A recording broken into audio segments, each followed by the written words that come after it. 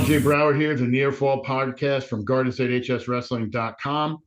Merry Christmas, Happy New Year. We're now into the crux of everything going on here. We're past the holiday tournaments. We're now into some really big upcoming matchups. I mean, the schedule is really heating up, and it's going to be super quick because when you think about it, only got a couple weeks till sectional start, and then we're right into districts, regions, and states, and hopefully got people qualifying there. So before we start, we got to thank the people who got us here, our sponsors. First, Champion Athletes, Dan Warnikoff. If you don't understand what I'm trying to say about Dan, I don't know how I can help you. But let me try again. Dan Warnikoff, Champion Athletes. Your body is your vehicle. Feed it the fuel you want to get the best performance. Dan helps you. It's not the old days where you're trying to run around eating protein bars or trying to spit to lose weight, stuff like that. Dan helps you safely get to the weight you want to be. You don't even have to be an athlete. If you're looking to just lose some weight in the new year, I know a lot of people, that's their resolution. Dan will help you safely and easily get down to where you go by developing a meal plan with you. And he doesn't just give you the meal plan and walk away. He's there to help you with everything and support you on the way. So give them a shout, championathletes.com. Dan Warnikoff, big supporter of what we do. The Apex Wrestling School, founded in 2002. I always mess that up, by NJ legend Damian Logan and his teammate at Michigan, Dane Tabano. 4 locations in New Jersey, 1 in New York. Apex Wrestling School. Have some great Hall of Famers in like Anthony Ashnell, Shane Griffith. But Apex Wrestling School, they are the official sponsors of this podcast, and the Harrington Companies. Recycling, demolition, Hoffman Landscaping, anything you need to get your house beautiful or to get rid of your house, give the Harrington Companies a call. They are related to Ryan Harrington from Mendham, big supporters of what we've done since the beginning. Thank you to the Harrington Companies. Now, I talked about the action coming up. We had a big week of action last week. January 3rd, we had the rivalry, I like to call it the Route 57 showdown between Phillipsburg and Warren Hills. Peaburg won 43-20, which starts them on a new streak, actually, no pun intended. The Blue Streaks beat the State Liners last year for the first time since the early 90s. So Phillipsburg came in, ready to go. Only thing I had a problem with, I enjoyed the match.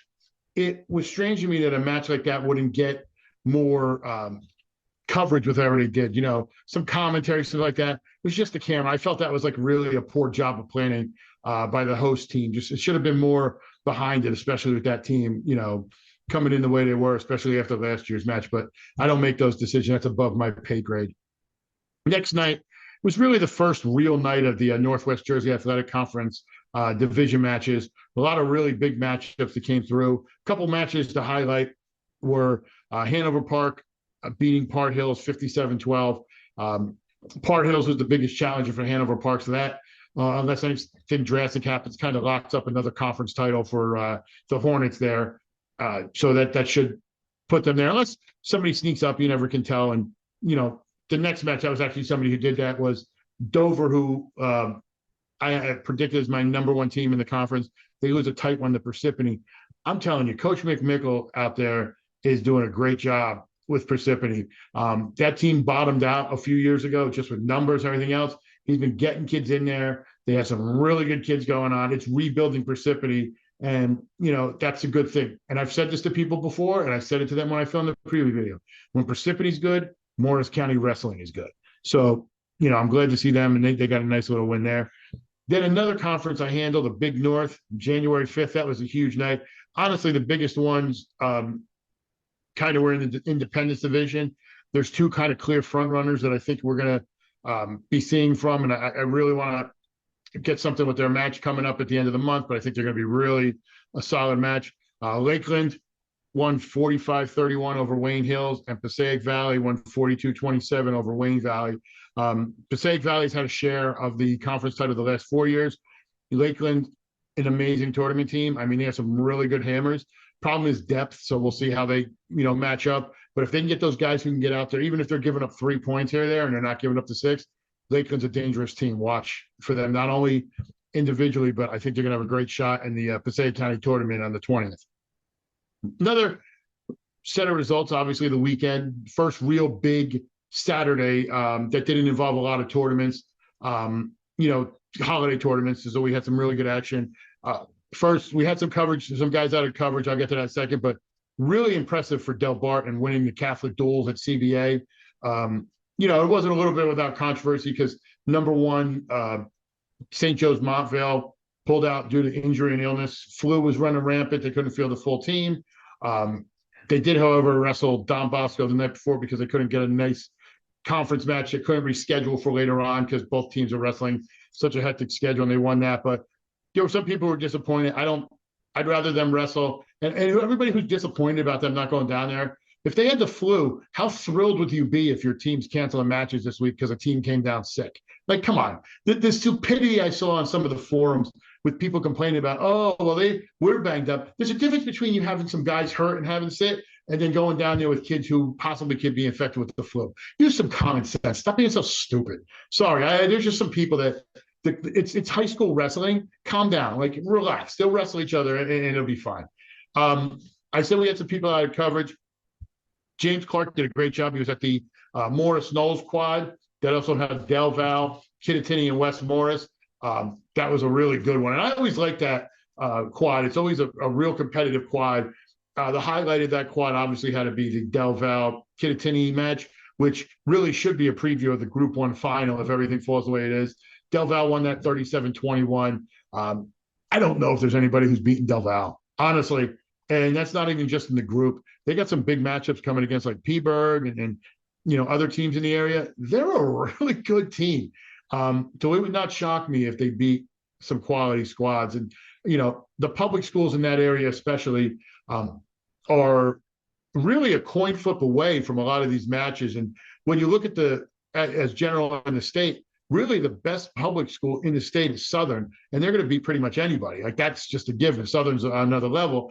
But as long as the other way it goes, it's very close. So I would not be shocked to see Del Val, make a run here and not lose to anybody, go undefeated. So I look forward to seeing them in Kittatinny wrestle again. I think Kittatinny probably would be the one that closes, but even here they lose by 16. But like I said, coin flip, you never know what happens. But I think Del Val's got to be the favorite. Now, that was a great tournament, a great dual meet. So you had Del Val finishing 3-0, Kittatinny 2-1, West Morris 1-2, host Morris Knowles finish 0-3. We're actually going to be at Morris Knowles this Friday, but I'll get to that a little later with our coverage. Another area matchup we had really good coverage at was Shane Dunn was up at the Newton Borscht duels up there. We had Delsey win it all. North Hunterdon placed 4th. Wayne Valley was 5th. Newton was 6th. Hanover Park was 7th.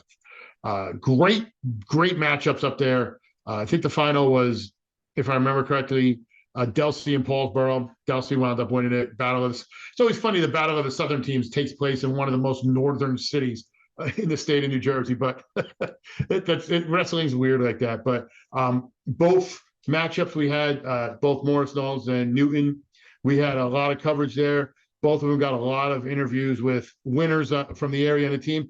It's all up on our socials. Check it out on our Instagram or our Twitter, X, whatever you call it. They're up there. We shared them and everything. So Shane got a lot of interviews, and so did James. So, a lot of stuff we did from this weekend. Now, another thing that happened this weekend is a big moment that made me pick who my wrestler of the week was. It's a name people have heard me talk about, and I've mentioned it, a couple of times so far in the podcast, but he had a milestone, and I'm happy for him, and I think this is a big one for him. Ben Marchetto from West Milford is my wrestler of the week. He got his 100th win with a fall over host Ridgewood AJ Tritola in 5:29 during a try they had with Westwood this weekend. Ben was injured at the end of the year last year. Afterwards, had surgery, worked his way back in, gets his 100th. He finished 8th in the state 2 years ago at 106. I'm happy he's back on the mat and competing, and that kind of helps West Milford, especially in that battle for the independence division we were talking about before. Gives them a real good shot to be very competitive with a lot of the teams in there and possibly be a part champion like they were last year, if not win it outright. So Ben Marchetto is my wrestler of the week. Now, my rankings, we have the rankings. Changed a little bit. So when we have the rankings, I kind of had to do some matchup differences, and some of the rankings, I apologize. There's such a difference, and it's a coin flip for a lot of these teams. So when I do some of the stuff, you're looking at it and you're like, okay, well, what about this person? What about that person? And there's kind of a clear line for a lot of these squads. So when I look at, I'll go with Morris first because they're the ones mainly I'm speaking of with it. Obviously, the top two teams in the county.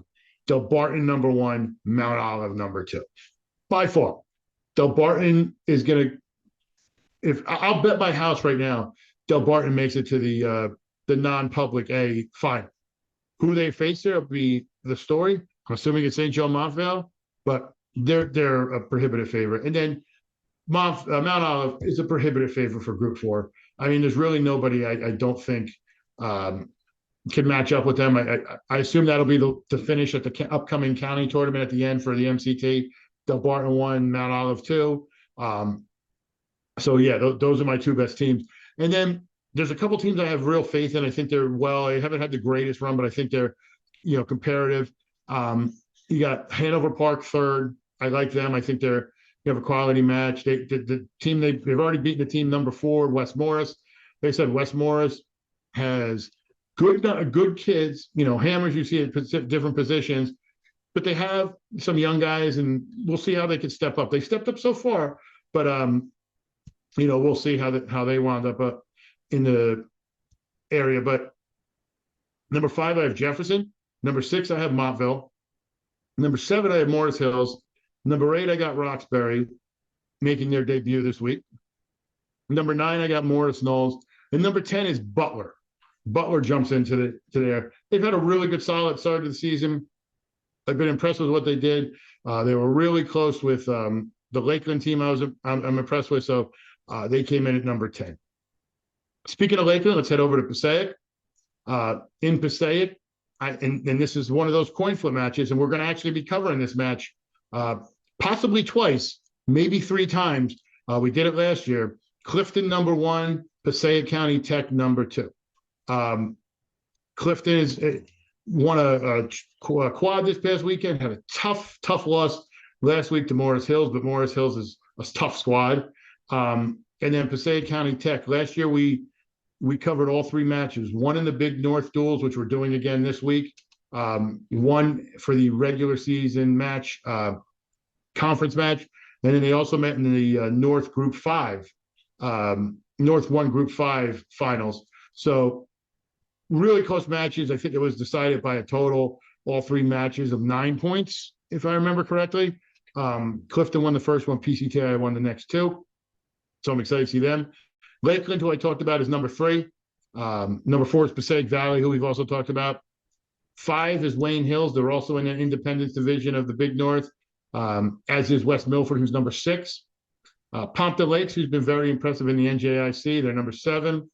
DePaul, who's had a tough start, but they're in a very tough division. I mean, Bergen Catholic, Paramus Catholic, St. Joe's, and Don Bosco. So, but DePaul's looking really well. Wayne Valley, number 9, and Hawthorne debuts at number 10.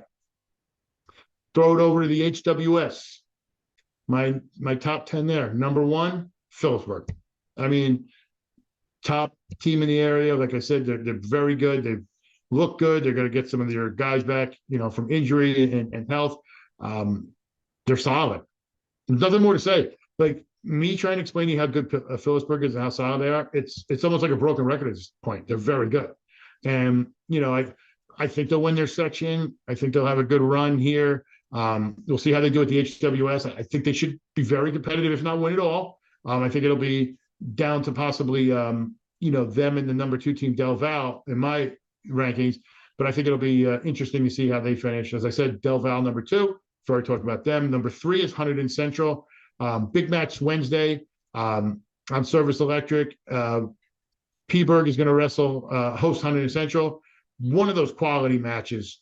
It'll be interesting to see what they do there. I think Peaburg, I want to say, running the numbers and running how it goes, I'm going to say they're about a 7-point favorite.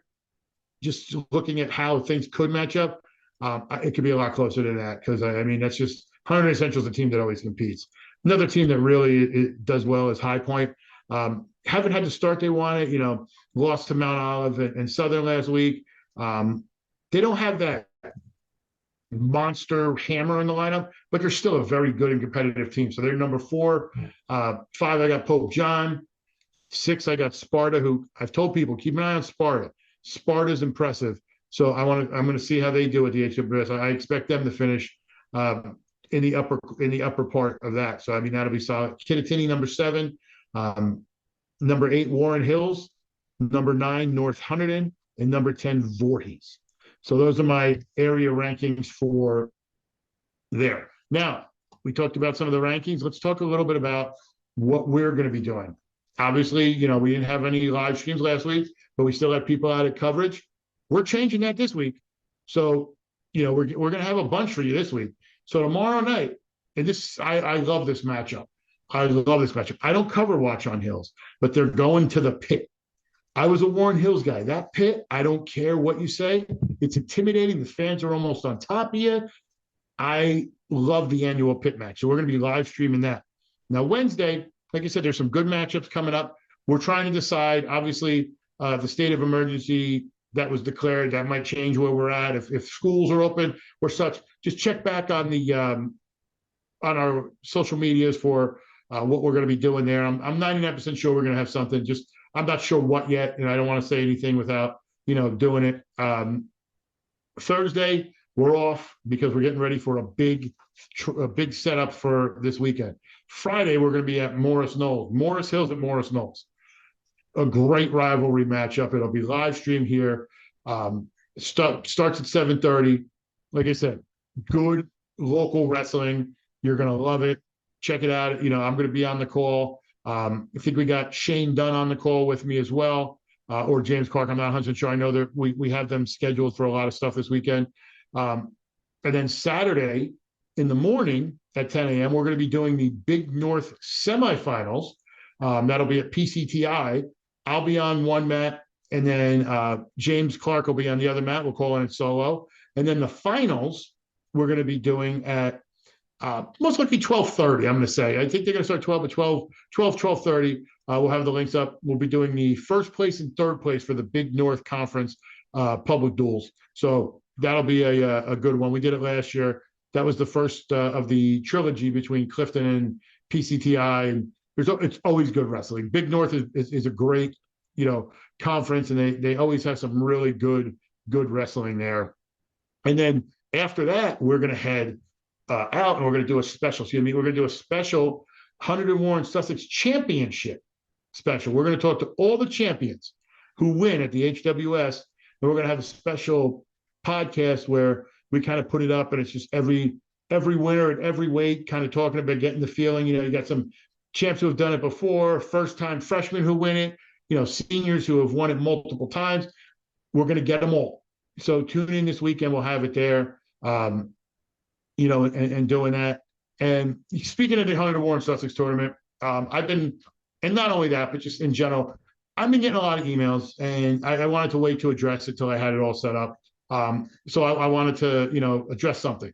A lot of people have been reaching out to me before the holiday and even during, asking about a certain company's name change that similar to mine.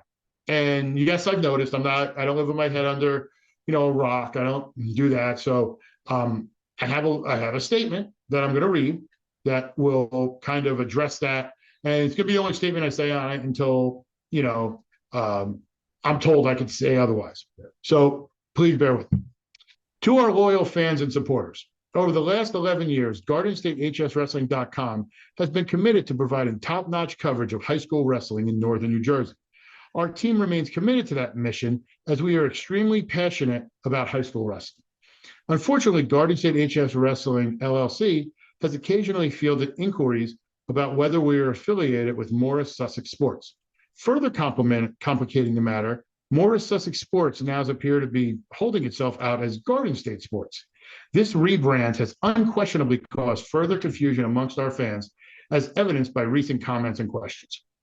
In that light, we want to make it very clear that Garden State HS Wrestling, LLC, is not associated with Garden State Sports or Morris Sussex Sports in any manner whatsoever. Sometimes things happen in business.